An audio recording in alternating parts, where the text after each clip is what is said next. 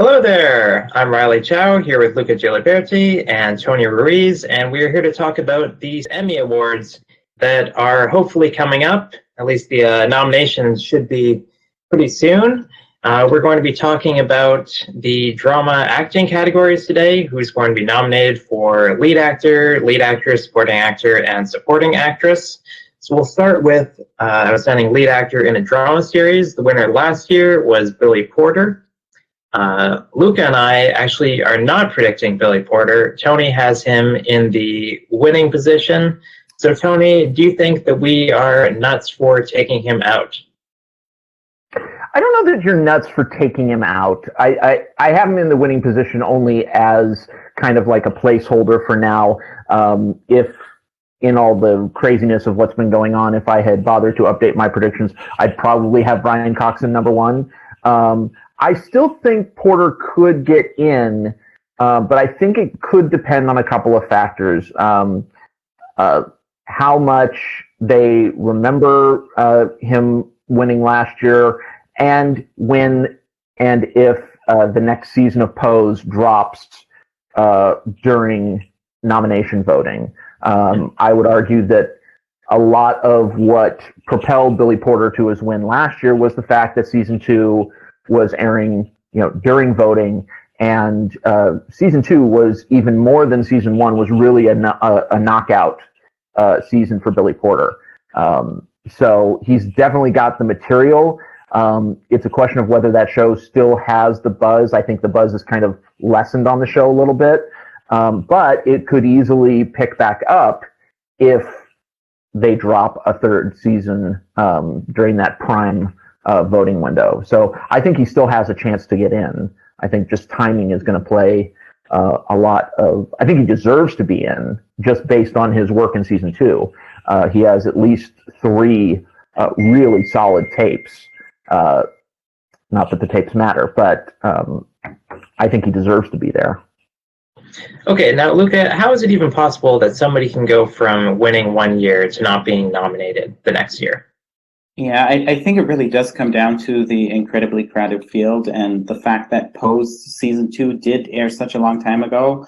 I agree with Tony that it really depends on whether Pose returns in, for example, June like it did last year, or if it returns at all. Because if it does, then maybe he'll have the visibility during the last few months or when Emmy voters mark off their ballots. But the reason why I'm concerned is his Golden Globe loss, his Critics' Choice Award loss, and the fact that he wasn't even able to get a SAG Award nomination this past year after winning the Emmy last year. And often when, performers win the Emmy, they get all those nominations after it. Just look at Jodie Comer in Drama Actress. She won the Emmy, and she got all of those nominations, even though she wasn't nominated at a single one except for Critics' Choice the year before. And it didn't happen for Billy Porter, so that's why I'm concerned. I agree he has a lot of good episodes in the second season. He has that 6th episode, which I think would be his submission if nominated. So it's not because he isn't giving a good performance. He's as good, if not better, than last year. But I'm just very concerned because the field is very crowded. We have so many shows in contention because we have a lot of shows returning and new shows in contention that at the moment I just don't see how he gets in. I think if he were to get in, he might have a shot at winning again, but he would have to get in first, and I don't think he can at the moment, unfortunately. Yeah, that's the thing. A lot of the time, the bigger obstacle is just getting the nomination in the first place. Because the way that they vote is, they're ticking off as many people as they want during. And then once you actually have the nomination, then you can go on to a win. So in Billy Porter's case, I'm not sure that Pose really has visibility of so many of these other shows because the way that nominations are decided at the Emmys, you're just taking off as many performers as you want per category. So you might not even like people that much, but if you've seen the show, you might think, they're good enough, but you would never feel like voting them for a win. So I've got Billy Porter missing, and I also actually have Bob Odenkirk missing this year. Wow. Just because there has never been passion for Better Call Saul. And there's also never been a clear trajectory of Better Call Saul's momentum. Sometimes it gets nominations in places, other times it doesn't. And Yeah, it just falls in and out of categories very randomly, which suggests that it's kind of filler. And this year, with all the dramas that we have coming back after Game of Thrones, forced them all to leave last year, it seems like this might finally be the year without filler. So I've got both Succession guys, because that seems to be on the rise. I have Tobias Menzies and Jason Bateman, because I think The Crown and Ozark are competitive for the series win, along with Succession. Then I've got Sterling K. Brown, because I think, in a head-to-head of who are the Emmys going to choose from one of these lower-tiered shows, I'm going to go with Sterling K. Brown over, who am I talking about here? Over Bob Odenkirk. Oh, Bob Odenkirk. and Billy Porter. And finally, I actually have Steve Carell for The Morning Show, because I think The Morning Show is going to be extremely popular among the actors branch. And I think if you were to just pull the acting branch, it would be in that upper tier with Ozark, Succession, and The Crown this year. And when I look at new shows at the Emmys, I always want to kind of hold myself back a little bit so that they can build on their nominations next year. Like with Marvelous Mrs. Maisel, how we didn't see Marion Hinkle nominated initially, or with The Handmaid's Tale, got all those additional nominations next year. But Steve Carell is not somebody who the Emmy voters will have to watch the show to discover who this guy is. He is, an A-list actor, and I see him getting in immediately the way that Anthony Hopkins did for Westworld, even though in the discourse about Westworld, everybody was talking about how the women were actually the stars of that show. Yeah. The only thing I worry about with Carell is, and I think it's definitely a possibility. First of all, are they campaigning him as lead? Yeah. They moved him up to lead now. He keeps going back and forth.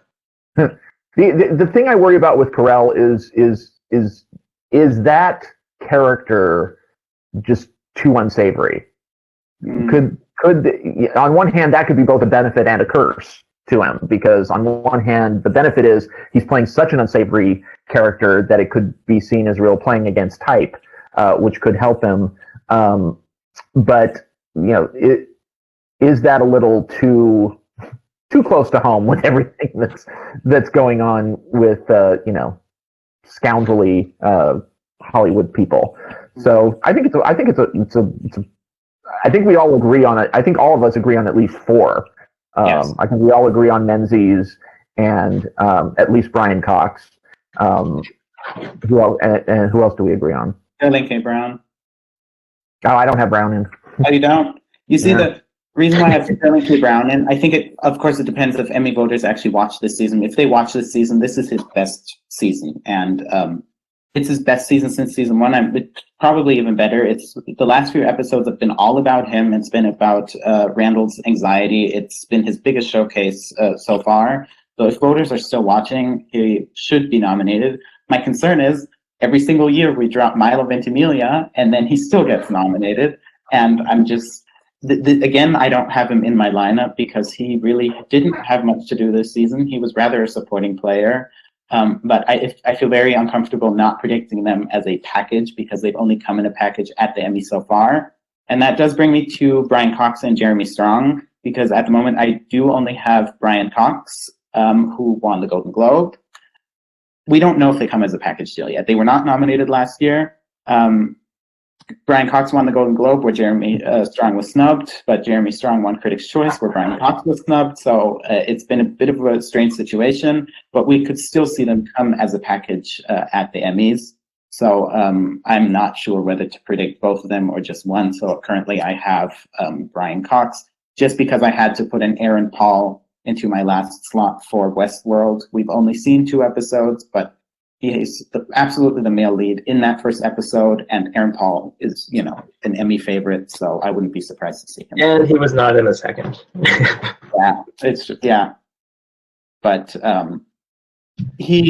Westworld got 2 lead actor nominations the last time it was eligible, for Ed Harris and for Jeffrey Wright. So we do know they can at least break into this category, and depending on the material he gets all season long, I think I will probably keep him there for now. Yeah, I'm going about my Emmy predictions this year by just focusing on a few shows and pretty much ignoring the rest. So Killing Eve, Pose, Better Call Saul, This Is Us, Westworld, I have pretty much down to a single acting nomination, if that. I think it's just too crowded. I think, especially in the supporting categories in recent years, and then the writing and directing under the system where you can just check off as many people as you want, we're seeing more double and triple nominations for the same shows over and over again. I think it's a lot harder to have a category where every performer is from a different show. Yeah. Yeah. And I guess we still have to see also with Westworld, I believe Jeffrey Wright and Ed Harris are still in the lead category for the show, but I doubt they stay there. I'm sure HBO might still switch their categories, especially Ed Harris, who I don't think makes his appearance or won't make his first appearance until the third episode.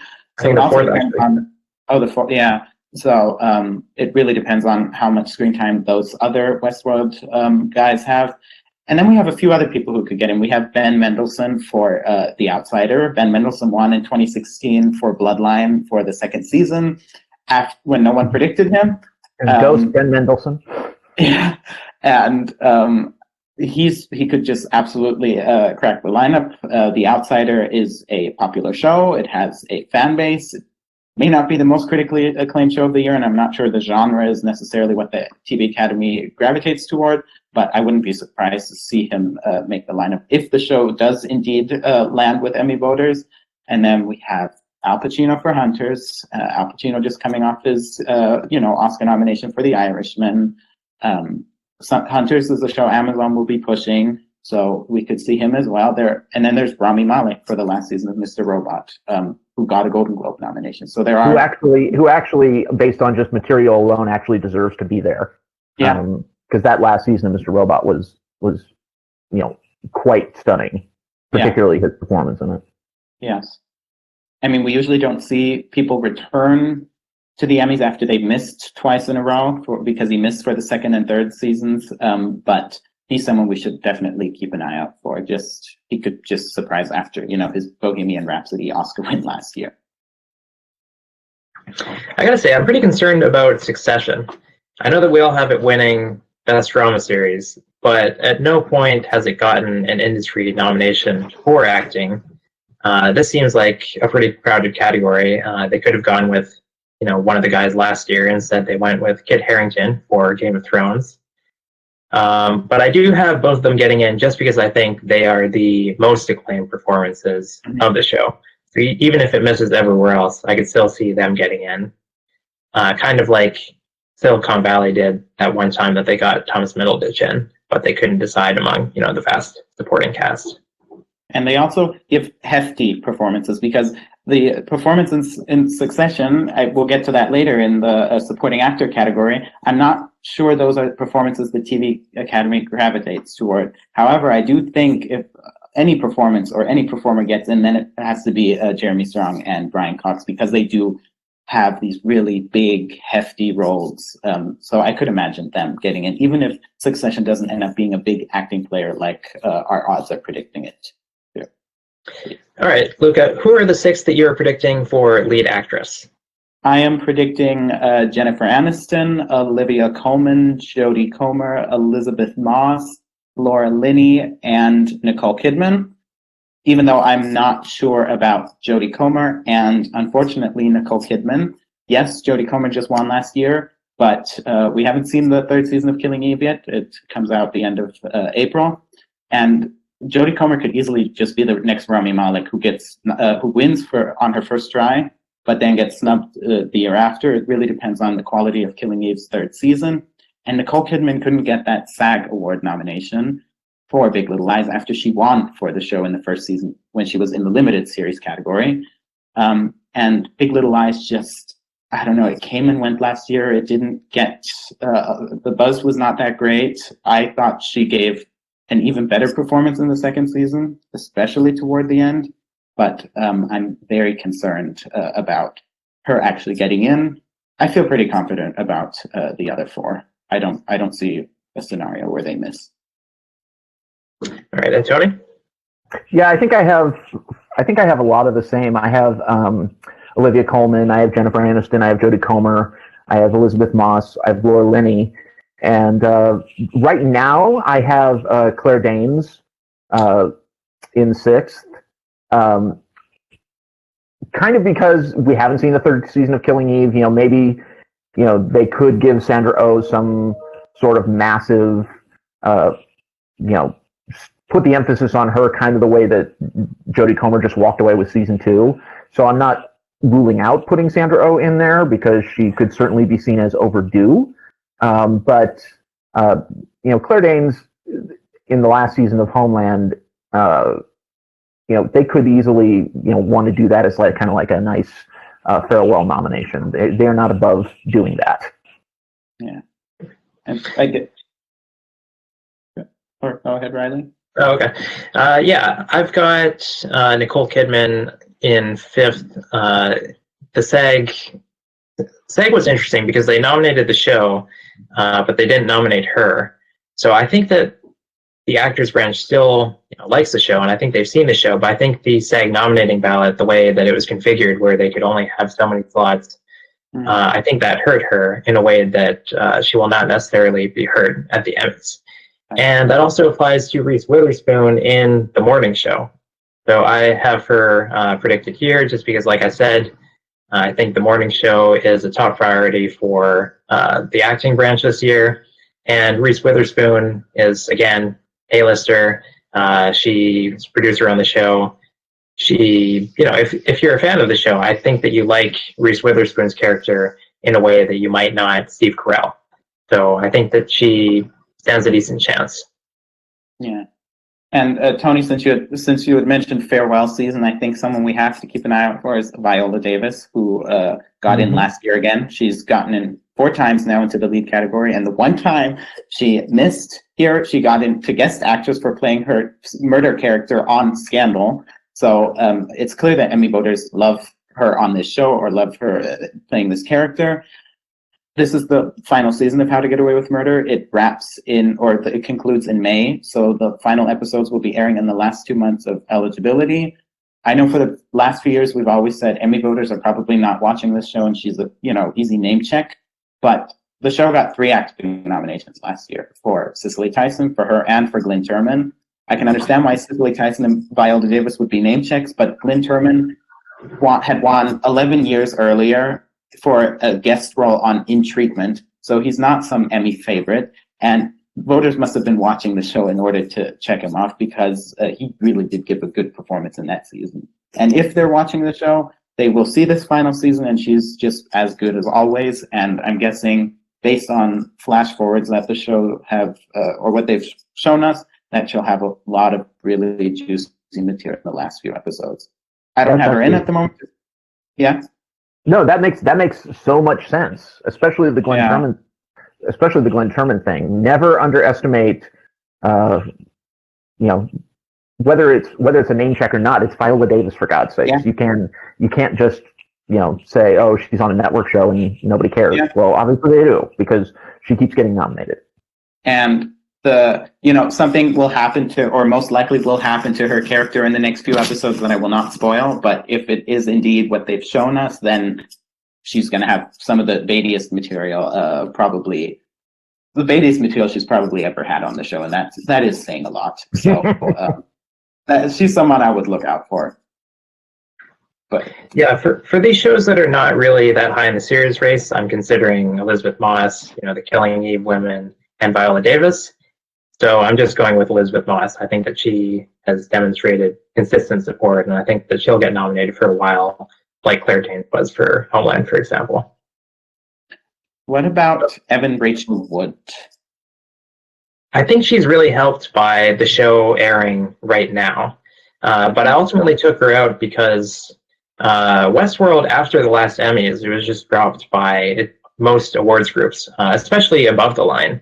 So I'm not sure that the acting branch still cares about Westworld. They did not nominate the second season for SAG Ensemble, even though they won. And in its place, they nominated Better Call Saul for the first time, which I think demonstrates how much they've possibly moved on from Westworld. That makes a lot of sense. And I guess one last name we could throw in is Sarah Snook from Succession, who I believe is in about 8th place in our odds. I don't think she has that much of a chance of getting in because I don't think Succession is that big of an acting player. I mean, as Riley said earlier, it just hasn't received any acting nominations anywhere so far. I mean, at the Emmys or at the Screen Actors Guild Awards. So I don't feel confident in putting her anywhere near the top 8 or 9. But if Succession does just surprise and get all these acting nominations, then she'll be one of them, I'm assuming. But well, yeah, and the thing we have to remember is that we say it hasn't picked up anything at the Screen Actors Guild so far. Well, it doesn't necessarily have the opportunity to do so when you're looking at just one acting category that combines lead and supporting, and you still have you still had at the most recent Screen Actors Guild, you still had shows that were still on the air, or at least still being rewarded for their final season. Now, really, the board has been cleared.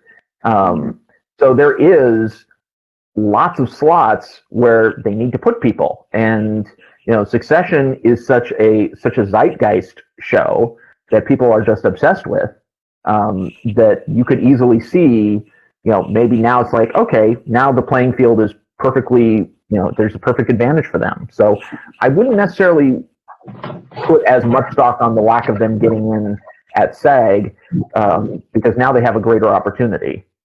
Yeah. And we saw it last year, for example, with When They See Us. When, they like a show, they'll just take off whoever's on the ballot for it, even if they're, supporting performer competing in lead. Yeah. And since you had mentioned Reese Witherspoon earlier for the morning show, she's also on the ballot for Big Little Lies. We can't discount the fact that she was nominated for the first season in the limited actress category. I almost feel bad for her because she's always overshadowed by Nicole Kidman on the show. But the first 3 episodes of Little Lies season 2 were all about Madeline, all about Reese Witherspoon's character. The first episode, she's opposite Meryl Streep, and she's being insulted, and she's yelling at her daughter, and then she gives that big, huge speech in the 3rd episode about climate change. I'm still gonna keep her on my radar for Big Little Lies. She's holding on to an ice cream cone and not throwing it. That's true. I just hope she gets one of her 3 nominations for acting. She's also in the limited series categories this year for Little Fires Everywhere. I just hope she gets in somewhere because she deserves it, honestly.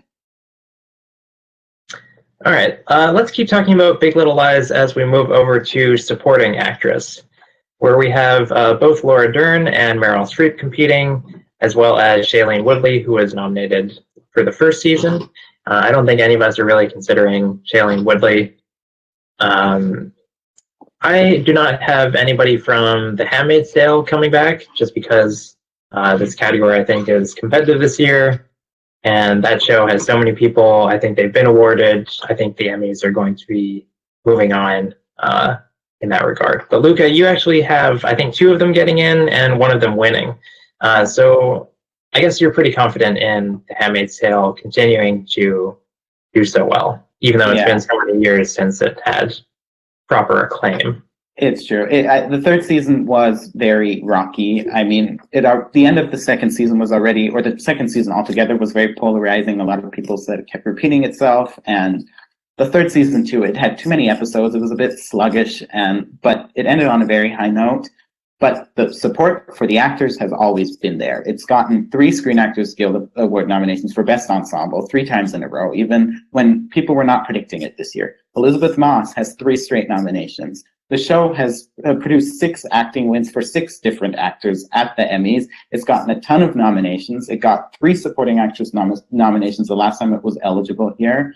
And the reason why I have both Ann Dowd and Yvonne Strahovski in is because they just gave the performances in the 3rd season. Ann Dowd has an episode that is completely about her character. She has an episode practically to herself, and another episode, which is the 4th episode, where her character does something really terrible and then sort of regrets it afterwards.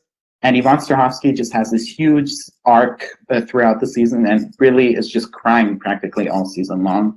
And I think if Emmy voters watch the season, I think they will definitely nominate both of them. The reason why I have Yvonne Strahovski winning is just a prediction I'm making now, just to have a bit of fun with these predictions. I think I'll explain later why I think so. Tony, what are your thoughts? I do have Ann Dowd in, primarily because of that one singular kind of showcase episode. As far as the rest of the field, I think a lot of us have the same group of Meryl Streep and Laura Dern. Laura Dern is not getting in. She is getting in. She's just off the Oscar. She's as popular now as she ever was, and she had even, I would argue, maybe even more buzzed about scenes in season 2 of Big Little Lies. I also have Helena Bonham Carter and Thandie Newton and Julia Garner. It's kind of, I'm kind of playing it safe right now until we maybe start to see some momentum change. But I feel pretty safe with those 6. Yeah, I think that's a pretty reliable 6. I keep looking for reasons to take out Laura Dern and Meryl Streep, but yeah, Laura Dern, she's just coming off the Oscar, so that often helps at the Emmys. And Meryl Streep, obviously. So I can't get rid of them, especially with Big Little Lies getting that SAG Ensemble nomination. It seems like the actors out of anybody are going to be voting for this show. Yeah. But I think last year was a great example of what I'm talking about how there are only a few shows that are going to get nominated in some of these categories this year. Like last year, we saw 3 shows nominated for supporting actress. That was Game of Thrones, Ozark, and Killing Eve, which I would say were the top 3 that were competitive-ish for the Best Drama Series award. That's why I don't have The Handmaid's Tale in here, and I've got Janet McTeer coming in for Ozark. Because Ozark has been building. It got, its most famous person in the first year, Jason Bateman, kind of the face of the show. Then the next year, they expanded to Laura Linney and Julia Garner, kind of the core cast of, standouts. It got its Emmy win. So I think now it's got that base. This will be the year that it gets more nominations, if it's ever going to. Janet McTeer, she was in this category last year, and she was not nominated, but she was just a guest who was in too many episodes to qualify for guest, whereas this year she's a fully supporting role with, a backstory, a family, a lot of scenes without main characters. The very first scene of the season is her getting tortured, so she gets to do a lot. So I've got her coming in. And I'm a little concerned about Thandie Newton, but I think that support for her transcends the support for the rest of the show. So I'm thinking that she'll kind of be, the Sterling K. Brown or the Ty Burrell, who's able to stick it out longer than anybody else. Yeah.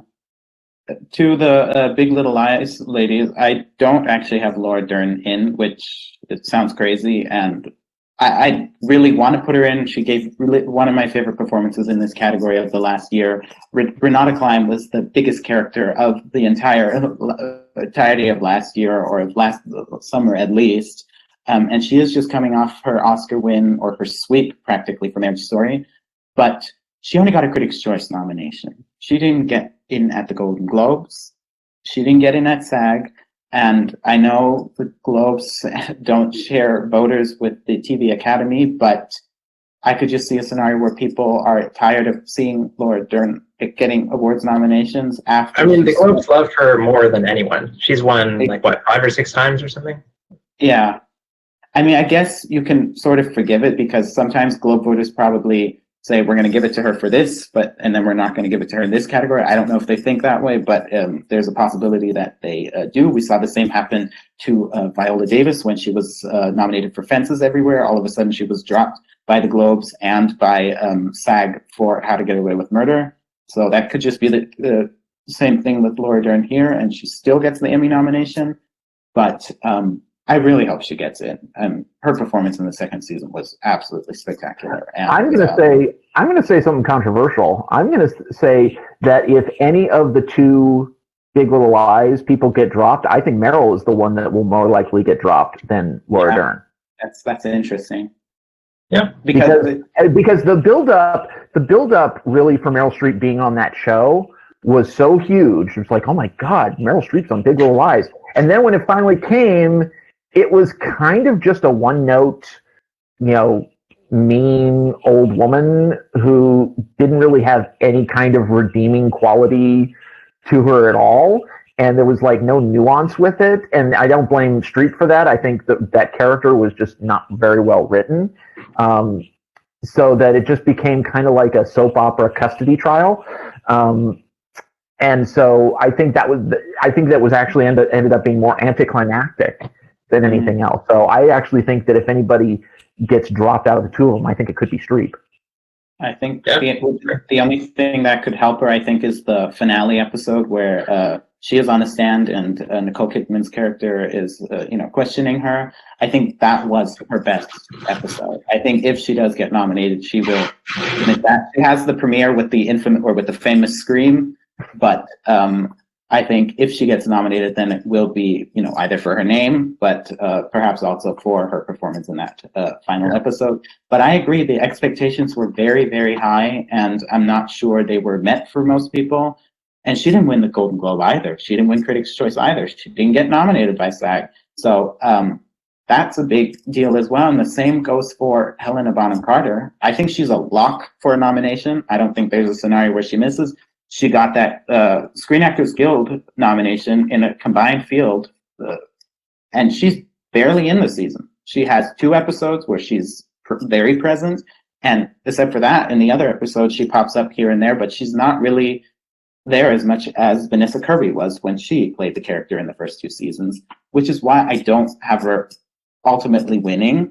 When she's on screen, she's spectacular, but to me, she reminds me of Lena Headey in that she has her episodes, and when she's on screen, she's phenomenal. But except for that, she's just not in the season that much. But I guess winning is, or the winners is a whole different subject. Yeah, I just don't feel people. Oh, see. Okay, good. I don't feel people getting too excited about Helena Bonham Carter's performance. I feel like Helena Bonham Carter has been around for a long time. We've seen her.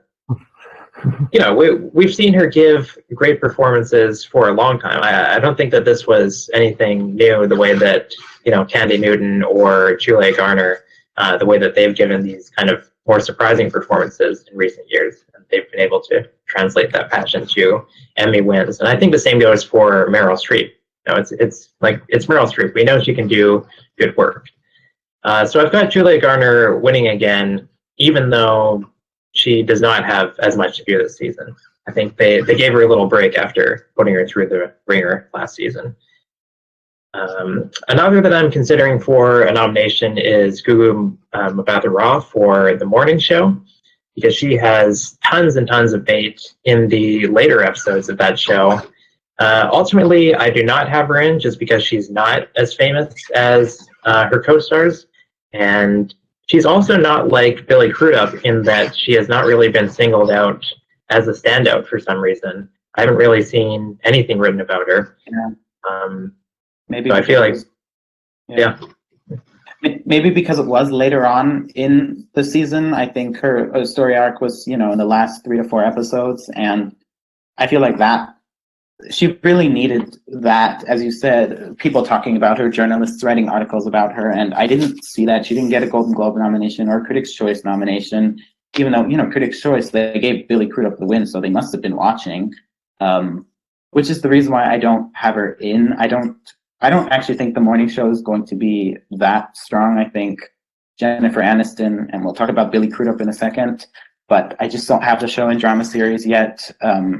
And I don't see it breaking into all 4 acting categories or 4 main acting categories, but that doesn't, I could still easily see it happening. The types of performances they give on that show, they're big and they're loud and they're showy. It's the types of performances the TV Academy loves. So I wouldn't be surprised if she got nominated and all of the show's actors did. I'm just not predicting it at the moment. All right, take us over to supporting actor then. In supporting actor, at winning at the moment, I have Bradley Whitford for The Handmaid's Tale, though I probably won't end up predicting him in the end. I have Billy Crudup for The Morning Show, Jonathan Banks for Better Call Saul, David Harbour for Stranger Things, Josh O'Connor for The Crown, and I still have Mandy Patinkin for Homeland, because he's gotten in without Claire Danes getting in, without the show getting into drama series, without the show getting pretty much anything. At this point, he just feels like a perennial nominee. I can't take him out yet. I mean, it would just feel a bit strange omitting him for the final season of the show, for the final season that is very acclaimed. It's been tricky because the reverse has also happened, where everybody's gotten in from the show but him. So there's, I don't know what's going on over there. Yes. And I guess Josh O'Connor is someone I do not feel confident in predicting either, but I think coming off that SAG award win and the fact that Josh O'Connor has one spectacular episode, the 6th episode, will really help him. He's probably eligible, or he would be eligible in guest actor because he appears in fewer than 50% of the episodes of the entire season. But I think it's actually a smarter decision to push him here because they can give Charles Dance the chance to capitalize on the strength of The Crown in the guest category. Initially, I thought it would be smarter to push Josh O'Connor in guest, but I think that he will be able to get in here and that Tobias Menzies, who could be considered a supporting actor, will get into the lead category just because the show won SAG Ensemble. And I feel like for season 2, it got all of its actors that it tried to push in. It got in Claire Foy, Vanessa Kirby, Matt Smith, and Matthew Good. So if they really push him, he should be able to get in. Yeah, I feel like it's not too much of an ask for The Crown to get these single nominations in each category. Because, they just won Ensemble, and they're saying, hey, we've got one lead actress, one lead actor, one supporting actor, kind of, and one supporting actress. Let's see here. Tony, so you do not have, or you do actually have both of the Succession guys in, whereas Luke and I are, again, being conservative with the show. Yeah, I think Kieran Culkin is probably the more likely of the two.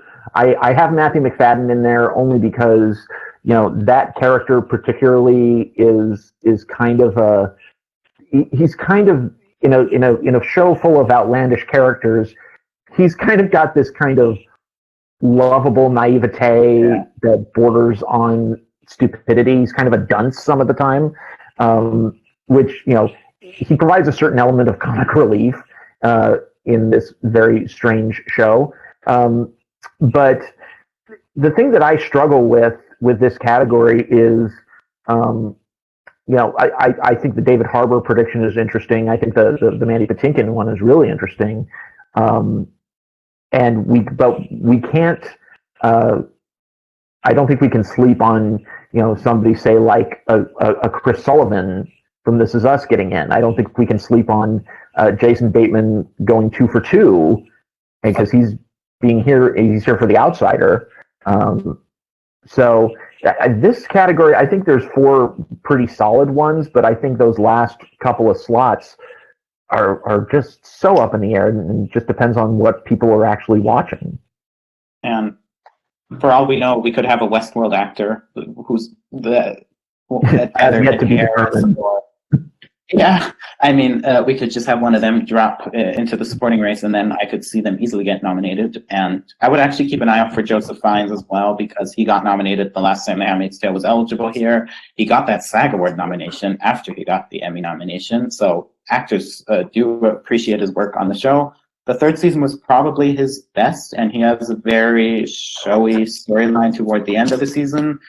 Or a big storyline for his character, but I actually took him out of my predictions just because I feel like Bradley Whitford will be the supporting actor for The Handmaid's Tale season 3.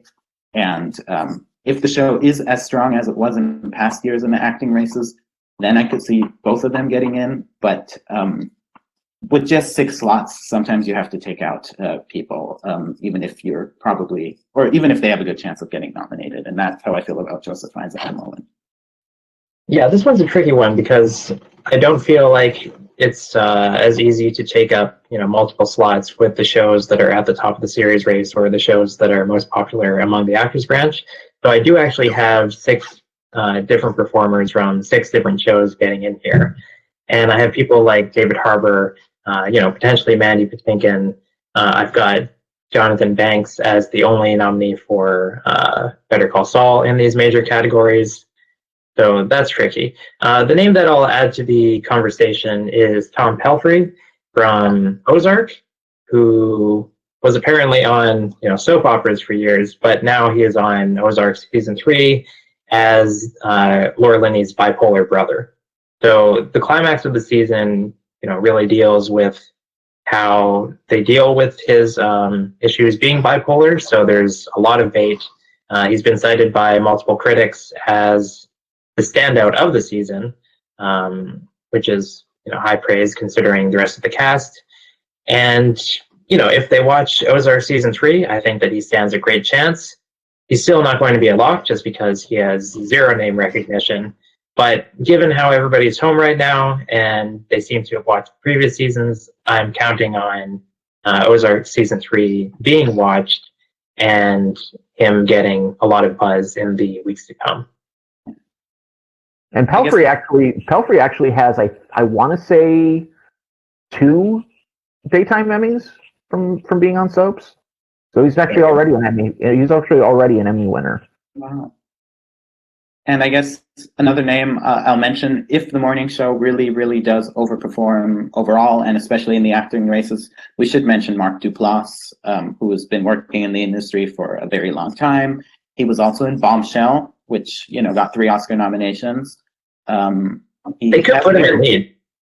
Yeah, it's true. He's honestly could submit in lead, and his character is, I wouldn't say it's necessarily a showy character, but he is just pretty much screaming all the time, and he's his character is constantly under stress.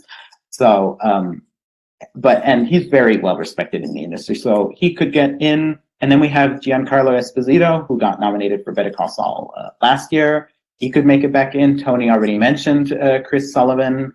I'm still going to mention Justin Hartley, even though at this point I don't think he's ever going to get a nomination for this show, unfortunately. But he too is on the ballot, and so is Alexander Skarsgård for Big Little Lies, which would be the strangest nomination ever, because he appears. It's Ben Mendelsohn Bloodline. Yeah, I was just going to say that. Yeah, right.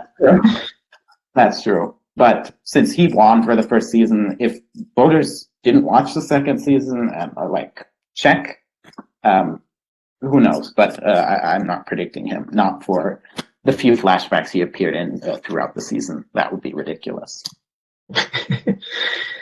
I'm really intrigued by The Outsider, just because I think that show has the potential to do very well at the Emmys. It's HBO's second most watched show of the year. After Big Little Lies. It also, was watched more than stuff like True Detective and Chernobyl. It's hitting at a good time, and it's kind of like The Crown, where it's only got a few actors that are really in serious contention. In this case, it's got Ben Mendelsohn, who, of course, won an Emmy out of nowhere a few years ago. It's got Cynthia Erivo coming off double Oscar nominations, and then it's got Jason Bateman, who just won an Emmy last year. So if they kind of like the show at all, it seems very easy for all 3 of them to get in here. It'll be interesting to see if they push Bateman as supporting or guest. Yeah, they're supposedly pushing him as supporting, even though he only has dialogue in 2 episodes. Right. He also directed several episodes, so yeah. This could be the Jason Bateman Emmys this year. Yeah, it's true, especially after that directing win last year. That came out of nowhere. So I could easily see him getting all those nominations for Ozark and for The Outsider. But it's a very crowd. I'm actually very satisfied with all drama categories, because last year was a bit barren. We had Game of Thrones in contention, which took up many of these slots. But outside of Game of Thrones, so many shows skipped the cycle, and they're all in contention now. I think the actress categories are incredibly stacked, and I think that's such a great thing to be talking about in stacked actress fields, whether it's supporting or the lead category. It's a very exciting race. Yeah, I'm looking forward to seeing a lot of snubs. the situation that you're describing reminds me of the comedy field this year, where I think, we'll struggle to fill the slots, and I think we should probably move over to that slugfest now. So thank you to our viewers for watching, and subscribe and predict the Emmys, which are hopefully coming up.